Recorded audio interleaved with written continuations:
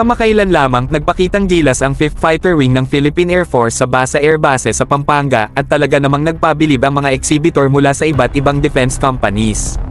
Kabilang sa kanila ang Lockheed Martin na nagpapakitang gilas sa kanilang F-16 Block 70 Viper, C-130J Super Hercules, at S-70I Black Hawk.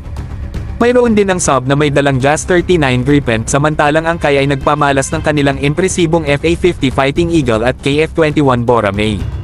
At huwag nating kalimutan ang Embraer na nagdala ng A-29B Super Tucano. Pero teka, mayroon pa.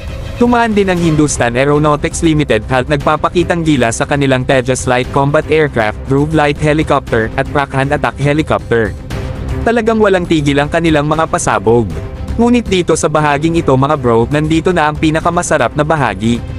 Nag-aalok ang HAL ng Tejas Mk1A at Mk2 bilang mas abot kayang alternatibo sa Viper, Gripen, at maging sa FA-50 Fighting Eagle.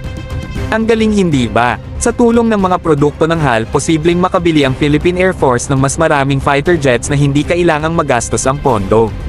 Pero hindi lang yan mga bro. May isa pang as sa manggas ang Tejas ng HAL.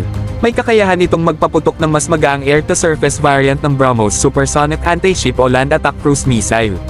Talaga namang puwersa sa maliit na package. At sabi pa ng HAL, mas maganda raw ang performance at kakayahan ng kanilang eroplano kumpara sa FA-50 Fighting Eagle. Ang lakas ng banat mga bro.